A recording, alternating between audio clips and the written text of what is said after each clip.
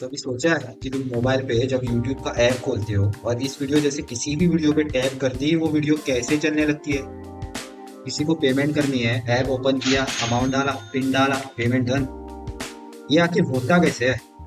या फिर कभी इंस्टाग्राम खोला, कोई सुंदर लड़की दिखी नहीं कि उसको हाय, हेलो, बिजी गर्ल, यार रिप्लाई तो करो, रिप्लाई करो वरना मैं नस काट दूंगा।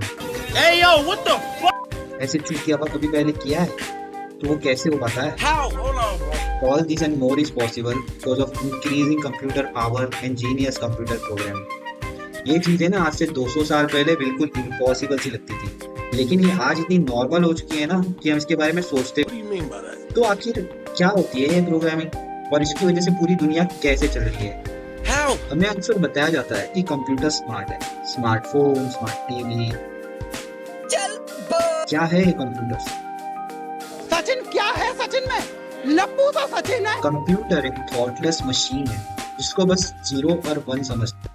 टेक्निकली उसको वो भी नहीं समझता है। Stupid. कंप्यूटर्स को स्मार्ट बनाते हैं कंप्यूटर प्रोग्राम्स, जो ऑफ कोर्स हम ह्यूमंस बनाते हैं, because we are smartest species on this planet. 3. हाँ, मानता हूँ कुछ लोग होते हैं चूतिए, पर है यार हम स्मार्ट है। तो कंप्यूटर एक मजदूर है बहनचोद, जिससे प्रोग्रामर्स काम करवाते हैं बाय गिविंग स्पेसिफिक इंस्ट्रक्शंस। अभी तुम्हारे मन में सवाल आ रहा होगा कि तब से ये प्रोग्रामर प्रोग्राम बोल रहा है, लेकिन है क्या ये चीज? वैसे तो कंप्यूटर्स एज अ कॉन्सेप्ट, मतलब एक मशीन जो कैलकुलेशंस कर सकती है, ये बहुत पुरानी आइडिया है। लाइक ये ऑलमोस्ट एंशिएंट सी आइडिया है। तो हमारे डिजिटल कंप्यूटर्स की कहानी शुरू होती है somewhere in 18th century. Okay, तो मैं सब तुम्हें अभी ऊपर ऊपर से बताऊंगा, क्योंकि यार 50 घंटे की वीडियो तो नहीं बना सकता ना मैं, ऐसे 10 मिनट में इतना ही हो सकता है। तो कहानी शुरू होती है Charles Babbage, Charles Babbage. Also referred to as बाप ऑफ कंप्यूटर्स। तो इन भाई साहब ने दुनिया का पहला जनरल पर्पस मैकेनिकल कंप्यूटर का डिजाइन बनाया। इनके बाद और भी बहुत ज्यादा साइंटिस्ट आए, जैसे कि एलन ट्यूरिंग, जिन्होंने टेयरिंग मशीन का कॉन्सेप्ट दिया, कोनराड चीज, जिन्होंने वर्ल्ड का पहला इलेक्ट्रोमैकेनिकल प्रोग्रामेबल कंप्यूटर बनाया। और इनके जैसे बहुत सारे लोगों के कंट्रीब्यूशंस के कारण कंप्यूटर टेक्नोलॉजी आगे बढ़ी, जिससे फाइनली आज से करीब 75 इयर्स पहले 1946 में आई थिंक ENIAC बना, जो वर्ल्ड का first fully electronic general purpose computer था, जो डेवलप किया था John Presper Eckert and John Mauchly ने यूनिवर्सिटी ऑफ पेंसिल्वेनिया। तो जैसे ही इलेक्ट्रॉनिक कंप्यूटर्स बने, कंप्यूटर्स बहुत ज्यादा कॉम्प्लेक्स होते, और जैसे ही वो कॉम्प्लेक्स होते गए उनकी कैपेबिलिटीज भी बढ़ती गई। तो ये जो कंप्यूटर था ना, जो पहले छोटा था, सिंपल से टास्क करता था, वो जो अभी बड़ा हुआ है, और वो भी ना अभी कॉम्प्लेक्स टास्क करने लगा। ये ऐसे ही है ना कि जब तुम छोटे थे तब न्यूज़पेपर या मैगजीन पे जो होती थी लड़कियां हॉट सी, उनको देख के तुम्हारा हो जाता था, और अभी तुम्हें हब के 50 पेजेस डीप जाग के भी अपनी मन पसंदीदार वीडियो नहीं मिलती। क्या मतलब खुद की बात कर रहा है? ये मेरा मतलब मेरे दोस्त के साथ होता है ऐसा, तो वो बोल रहा था मैं। ओके, तो मूविंग ऑन। तो जैसे कि मैंने बोला कि कंप्यूटर्स अभी बहुत ही कॉम्प्लेक्स चीजें करने लगे थे, और उसको कॉम्प्लेक्स चीजें करने के लिए स्पेसिफिक इनपुट चाहिए होता है, और स्पेसिफिक इनपुट की प्रॉब्लम सॉल्व करने के लिए machine code as a input develop किया। तो अर्ली स्टेज में हम कंप्यूटर्स को ऐसे ही बताते थे कि करना क्या है।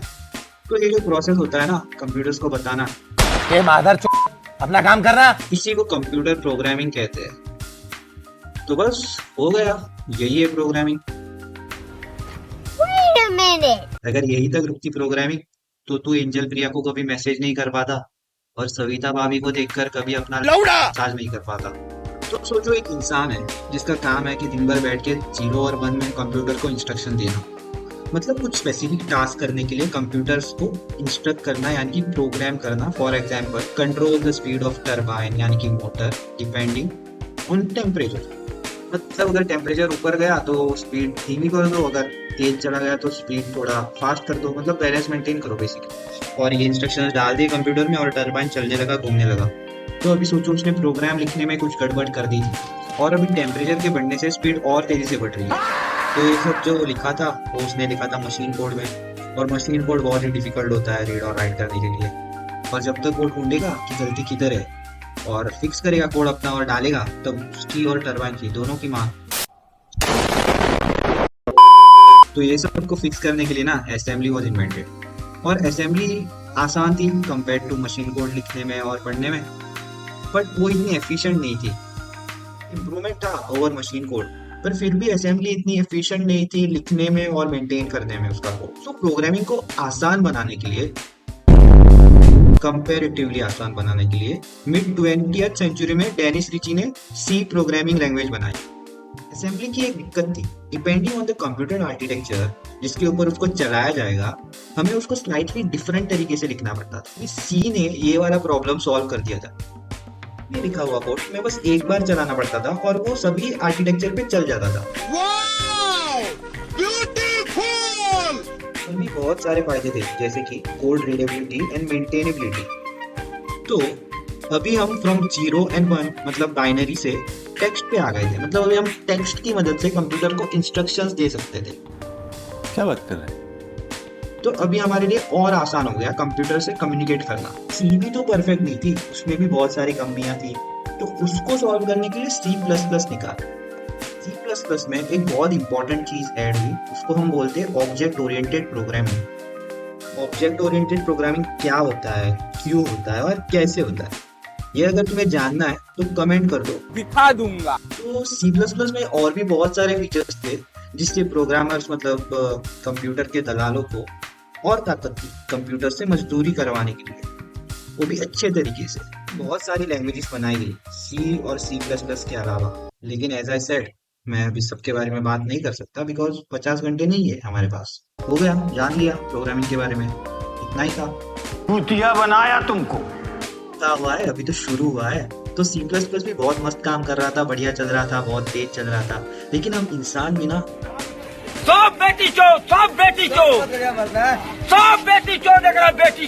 में सब चीजें ना चाहिए आसान। प्लस लिखने और सीखने में थोड़ी आसान नहीं है, तो इसके कारण हमने बनाई dynamic programming languages. Dynamic programming languages वो होती है जिसको हमें स्टैटिक प्रोग्रामिंग लैंग्वेजेस जैसे कि C++ या C से कम स्पेसिफिक इंस्ट्रक्शंस में लिखना पड़ता है। ये लैंग्वेजेस लिखने और सीखने में और पढ़ने में भी थोड़ा आसान रहता है। लेकिन मेरा पॉइंट समझ आया, डायनेमिक लैंग्वेजेस में कम कोड लिखना पड़ता है, वही सेम बात बताने के लिए।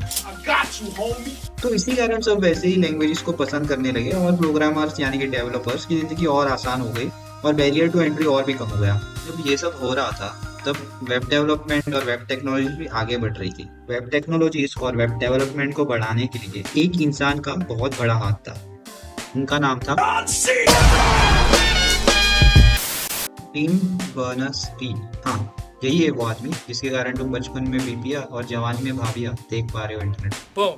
Roasted. जैसे टाइम बीतता गया तो वेब टेक्नोलॉजीज भी इम्प्रूव होती गई, फिर सोशल मीडिया भी आ गया और देखते ही देखते जिस वेब पर सिर्फ टेक्स्ट भेजा जा सकता था, अभी उस पर ऑडियो वीडियो सब भेज पाने की कैपेबिलिटीज आ। राजा जी अपनी शक्तियों का पूरा इस्तेमाल कर रहे हो।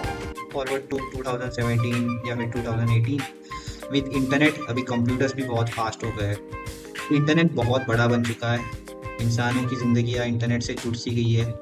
इंटरनेट ऐसी चीज बन चुका है किसी को भी डुबा सकता है और किसी को रातों रात राजा भी बना सकता है। ये सब बकचोदियां चालू ही थी, तभी एंट्री मारता है सॉफ्टवेयर डेवलपर्स की नींद हराम करने वाला और फ्यूचर में आधे से ज्यादा लोगों की जॉब खाने वाला बहनचोद AI। AI is a game changer. अभी मैं ज्यादा कुछ बोल नहीं सकता, लेकिन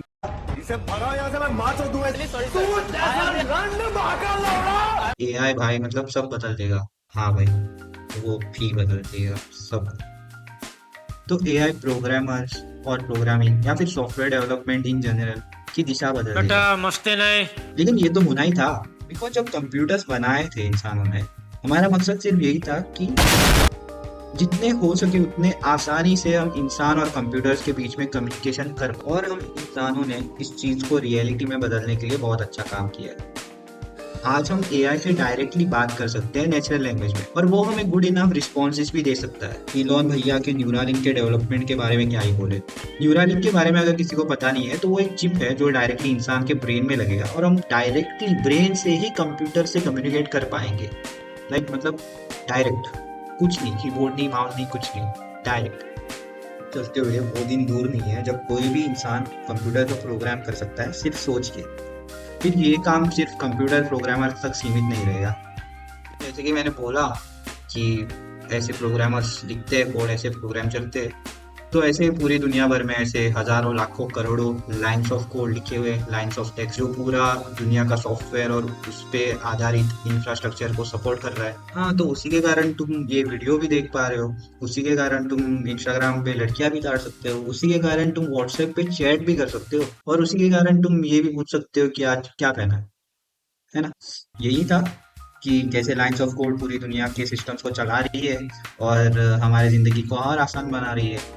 तो इस चैनल को बनाने का पर्पस यही था कि मैंने नोटिस किया है स्पेशली इंडिया कि ऐसे ज़्यादा कोई क्रिएटर्स नहीं है जो प्रोग्रामर्स और कंप्यूटर साइंस को ऐसे चिल वे में पढ़ाते मतलब बताते हैं जस्ट इन्फॉर्मेशन।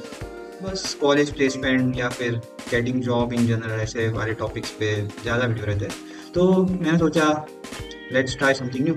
और सबसे बड़ा रीज़न जिसकी वजह से मैंने ये चैनल बनाया वो है पैसा ही पैसा होगा। मैं अपने रांडी रोने शुरू करता हूँ। और मैं जानता हूँ इस वीडियो की वॉइस क्वालिटी इतना अच्छा नहीं रहेगी। इसका कारण ये है कि मैं गरीब हूँ, मैं गरीब हूँ। मेरे मम्मी पापा मुझे गरीब जन्म दिए।